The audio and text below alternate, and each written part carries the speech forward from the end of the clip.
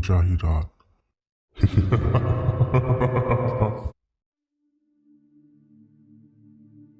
मैं उस रात करीब 12 बजे कोयला वाली हवेली के सामने खड़ा था। ये हवेली शहर से करीब 30 किलोमीटर दूर एक पुरानी उबड़-खाबड़ सड़क पर थी। दोस्तों ने शर्त लगाई थी कि मैं वहां अकेले एक रात नहीं बिता सकता।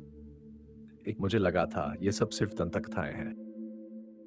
मगर जैसे ही मैंने हवेली का गेट खोला, हवा नहीं चली, कोई आवाज नहीं हुई, पर मेरे कान अचानक से बहरे हो गए। ऐसा लगा जैसे किसी ने आसपास की हर आवाज को एक झटके में निगल लिया हो। इतनी घनी खामोशी मैंने जिंदगी में कभी महसूस नहीं की थी। टॉर्च की पतली रोशनी अंदर की सड़ी हुई चीजों पर पड़ रही थी। टूटी मूर्तियां, फफूंदी लगी दीवारें और हवा में एक अजीब सी मीठी और बासी गंध, ठीक वैसी जैसी फूलों के सड़ने पर आती है। मैं धीरे-धीरे मुख्य हॉल तक पहुंचा। छत बहुत ऊंची थी। टॉर्च की रोशनी वहां तक पहुंच ही नहीं रही थी। ऐसा लग रहा था जैसे मेरे सिर के ऊपर एक और अंधेरा मंडरा रहा है जो मुझे घूर रहा हो।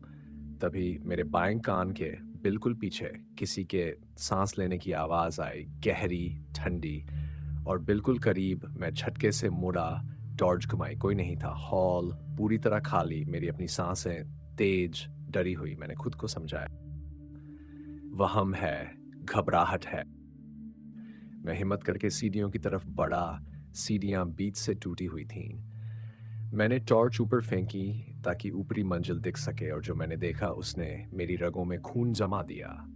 ऊपर छत से लोहे की मोटी चेन वाला एक पुराना बच्चों का झूला लटक रहा था, और वो झूला बिना हवा के धीरे धीरे अपने आप झूल रहा था।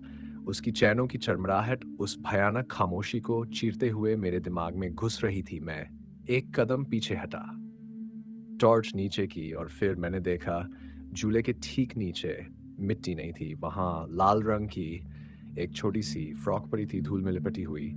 तभी झूले की आवाज अचानक रुक गई और उसकी जगह मेरी कलाई पर एक बहुत छोटी और एकदम ठंडी उंगली फिसलती हुई महसूस हुई। मैं जम गया, मेरे पैरों में बिल्कुल जान नहीं।